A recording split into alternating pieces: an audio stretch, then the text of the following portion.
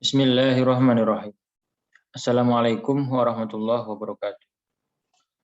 Alhamdulillahirabbil alamin wa bihi nasta'in ala umuri dunya waddin. Wassalatu wassalamu ala asyrafil anbiya'i wal mursalin sayyidina wa maulana Muhammadin wa ala alihi wa sahbihi ajma'in. Allahumma shalli wa sallim ala sayyidina Muhammadin al-Fatih lima ughliq wal khatim lima sabaq wan nasiril haqqi bil haqq wal hadi ila siratikal mustaqim sallallahu alaihi wa ala alihi haqqa qadrihi wa miqdarihi al-azim. Amma ba'd. Alhamdulillah, mari kita ucapkan rasa syukur kita ungkapkan rasa syukur kita amalkan bentuk syukur kita ke dalam amal-amal yang baik, sehingga nikmat-nikmat yang Allah berikan kepada kita semua bisa dilipat gandakan dan akan ditambahkan dengan nikmat-nikmat yang lain yang baru, sehingga akan menjadi barokah hidup kita semuanya. Amin ya rabbal alamin. Dan tidak lupa salawat dan salam mari selalu kita panjatkan, kita haturkan kepada beliau junjungan kita Nabi Muhammad Shallallahu Alaihi Wasallam dengan ucapan salawat Allahumma sholli wa sallim wa barik ala sayyidina Muhammadin wa ala ali sayyidina Muhammad. Semoga dengan salawat-salawat yang selalu kita baca di dalam sholat, di dalam mendengarkan qasidah-qasidah, diridhoi oleh Allah Subhanahu wa taala, dan kelak bisa menjadi saksi bahwa kita adalah pecinta Nabi Muhammad, bahwa kita adalah umat yang menjalankan syariat dari apa yang diajarkan oleh Nabi Muhammad Shallallahu Alaihi Wasallam. Amin ya rabbal alamin. Alhamdulillah, anak-anakku, kita bertemu lagi dalam pembelajaran daring Nahwu, yang mana kemarin sempat dengar kabar akan adanya PTM atau pembelajaran tatap muka, tapi Allah berkehendak lain. Belum saatnya, belum waktunya. Mari kita sadari itu semuanya adalah kehendak dari Allah Subhanahu wa taala.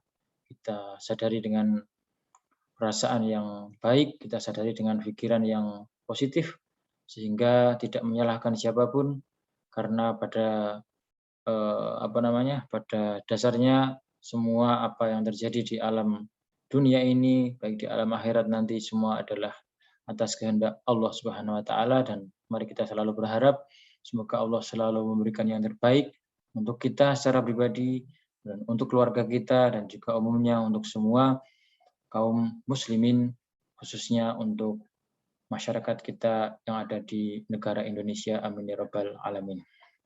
Oke, anak-anakku, yang kemarin kita sudah sampai kepada pembelajaran tentang i'rab ya. Pembagian i'rab ada 4. Semoga masih bisa diingat. Sekarang kita akan mempelajari tentang pembagian i'rab itu apa saja. Kemarin kita sudah sampai pada nomor 16. Sekarang mari kita mulai dari nomor 17. Kita baca bersama-sama. Bismillahirrahmanirrahim. Soal nomor 17. Ada berapakah? Ada A-D-A, ada B-A-P-A. Ini kurang ro ya. Ada berapa, harusnya begitu. Ini bukan bapa tapi berapa. Ada berapa alamatnya, ini ya dibacanya, alamatnya i'rab rofa. Sebutkan. Jawab. I'rab rofa mempunyai 4 alamat. Yaitu yang pertama dhammah, yang kedua wawu, yang ketiga alif, yang keempat nun. Ada 4 alamat i'rab rofa. Ada berapa alamat i'rab rofa? Itu alamat i'rab rofa ada 4. Alamat itu artinya ciri-ciri. Jadi kita ketika bertemu dengan dhammah di akhir kalimat bisa menduga, oh tentu itu mungkin i'rab rofa. Kemudian kita ketika bertemu dengan nahwu, oh bisa jadi itu i'rab rofa. Kemudian ketika bertemu dengan alif di akhir kalimat, oh mungkin itu i'rab rofa. Kemudian juga bertemu dengan nun di akhir kalimat, nah kita bisa menduga, oh itu berarti i'rabnya rofa. Oke, mari kita ingat-ingat bahwa alamat atau ciri-ciri dari i'rab rofa itu ada 4. Alamat yang asli yaitu dhammah. Dan alamat wawu alif nun ini adalah cabang dari dhammah. Nah, selanjutnya kita jelaskan di tanya jawab berikutnya. Untuk soal selanjutnya yaitu nomor 18. Soal. Dhammah menjadi alamatnya i'rab rofa. Ini ghain ya. Saya kira salah tulis, harusnya menjadi ain ya. I'rab rofa bertempat pada berapa tempat? Sebutkan. Jawab. Dhammah menjadi alamatnya atau ciri-cirinya i'rab rofa bertempat pada 4 tempat. Yaitu yang pertama pada isim mufrad, yang kedua ada jamak taksir, yang ketiga pada jamak muannats salim, yang keempat pada fi'il mudhari' alladzi lam yattasil bi akhirih syai'un. Saya ulangi lagi, itu yang pertama isim mufrad, yang kedua ini jamak taksir, lanjutannya di sini. Yang ketiga adalah jamak muannats salim, kemudian yang terakhir pada fi'il mudhari' alladzi lam yattasil bi akhirih syai'un. Ini berbahasa Arab yang maksud dari kalimat panjang ini adalah yaitu fi'il mudhari' alladzi yang lam yattasil tidak bertemu bi akhirih di akhirnya atau dengan akhirnya syai'un sesuatu. Intinya fi'il mudhari' yang tidak bertemu dengan sesuatu di akhir fi'il mudhari' tadi. Jadi fi'il mudhari' yang di akhirnya tidak bertemu dengan huruf apapun atau tidak bertemu dengan sesuatu. Oke, kemudian kita lanjutkan di tanya jawab berikutnya. Yaitu nomor 19 sampai 20. Oke, untuk nomor 19, apakah isim mufrad itu? Nah, tadi kita sudah mengenal atau sudah mendengar tentang isim mufrad. Nah, sekarang kita menjelaskan tentang apa itu isim mufrad. Isim mufrad yaitu isim yang menunjukkan makna satu. Nah, ini ya. Isim mufrad yaitu isim yang menunjukkan makna satu. Jadi kalimat yang artinya sebuah atau satu atau seorang. Ya. Seperti Zaidun. Zaidun ini ya Zaid, satu orang Zaid, rajulun ini laki-laki satu. Dan nanti ada kalimat rijalun, itu artinya laki-laki banyak. Jadi ada orang namanya rijal. Wah, rijal itu artinya laki-laki banyak atau jamak dari kata rajulun. Kalau di dalam bahasa Indonesia pemuda. Kalau di dalam jamaknya menjadi pemuda-pemuda ya. Atau misalnya pohon itu satu. Kalau pohon-pohon menjadi jamak. Nah, kalau bahasa Arab tidak rajulun-rajulun, tapi langsung dirubah bentuknya, artinya bisa berubah. Yang awalnya dia rajulun dirubah menjadi rijalun. Jadi rajulun satu pemuda, rijalun banyak pemuda. Nanti ada contoh-contoh yang lain yang akan ditunjukkan oleh Pak Afif. Kemudian untuk selanjutnya adalah apakah jamak taksir itu? Nah, setelah tadi kita mempelajari apa itu isim mufrad, yaitu isim yang artinya satu. Nah, jamak taksir ini tadi ya, dia adalah merupakan tempatnya i'rab rofa diharokati dhammah di akhirnya. Nah, jamak taksir yaitu isim yang menunjukkan makna banyak yang berubah dari mufradnya. Agak panjang, diingat-ingat intinya ketika mufrad itu satu, jamak taksir itu jamak artinya banyak, taksir itu artinya yang berubah bebas. Ya. Taksir itu artinya berubah bebas. Jadi isim yang menunjukkan makna banyak yang berubah dari mufradnya. Seperti kalimat kata rijalun. Tadi rojulun sekarang menjadi rijalun. Jadi rojulun jadi rijalun. Oke, ini ada tampilan berikutnya supaya untuk memahamkan kalian. Sudah saya siapkan tadi di dalam ini ya. Nah, ini ada contoh isim mufrad jamak taksir. Ini contoh yang isim mufrad. Ada satu contoh misalnya kolamun, itu satu bolpen, kitabun, satu buku, towilatun, satu meja, faslun, satu kelas atau kelas, satu ruangan kelas, madinatun, sebuah kota atau satu kota. Nah, kemudian isim tasnya itu isim yang berarti dua. Kemudian yang jamak taksir Ini ada contohnya di sini. Ada nabiyun, nabiyani, nabiyuna.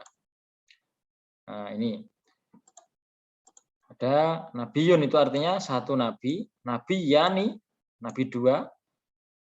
Bisa kalian bedakan muslimun ditambahi alif dan nun di belakangnya menjadi apa? Muslimani, ya. Tolibun ditambahi menjadi tolibani. Nah, ini dua berarti tambah alif dan nun, jamak harusnya ditambah wawu dan nun. Nabiyuna, muslimuna. Muslimun masih ada di sini, mem, sin, lam dan mem. Tambahi wawu dan nun maka menjadi muslim banyak. Ya, ini ketika rofa. Kalau nanti ketika jar dia menjadi muslimina. Nah, itu panjang sekali nanti dalam ilmu nahwu. Giat dalam belajar ilmu nahwu nanti kalian akan dimudahkan. Ini kafiruna. Jadi kata satu kafirun. Kafir itu satu orang kafir, kafiruna orang banyak. Qul ya ayyuhal kafirun. Nah, ini orang-orang kafir. Katakanlah Pak Muhammad kepada orang-orang kafir. Jadi orang kafir banyak. Kalau kafir satu ya kafir gitu ya. Kemudian ini contoh yang jamak taksir di sini. Nah, tidak semua kalimat di dalam bahasa Arab bisa menjadi jamak taksir. Jadi hanya kalimat-kalimat tertentu. Bagaimana kita mengetahuinya? Ya dengan terbiasa menggunakan bahasa Arab. Ini contohnya dari nabiyun, nabiyani dua nabi, nabiyuna jamak dari nabi atau banyak, ambiyaun. Nah, ini sudah berubah dari apa ya? Seharusnya kan Nabi Yuna, tapi dia ternyata menjadi ambiyaun. Ambiya itu artinya nabi. Jadi, ya ayyuhan nabi, ya, seperti itu dari satu nabi. Ambiya, al-ambiya wal mursalin. Al-ambiya berarti nabi-nabi banyak. Kemudian tulabun dari kata tolibun, siswa. Tolibani dua siswa. Tolibuna banyak siswa. Tolibatun siswa perempuan banyak. Nah, bedanya kalau mudzakkar. Mudzakkar itu artinya laki-laki, muannas itu artinya perempuan. Nah, ini istilah-istilah yang harus kalian tahu ya. Supaya bisa diingat-ingat bahwa muannas itu artinya perempuan, mudzakkar artinya laki-laki. Taksir artinya berubah dari aslinya. Kemudian dual itu artinya dua, yang berarti dua. Nabiyani dua nabi, muslimani dua muslim, tolibani dua siswa, mudarrisani dua guru, kafironi dua orang kafir.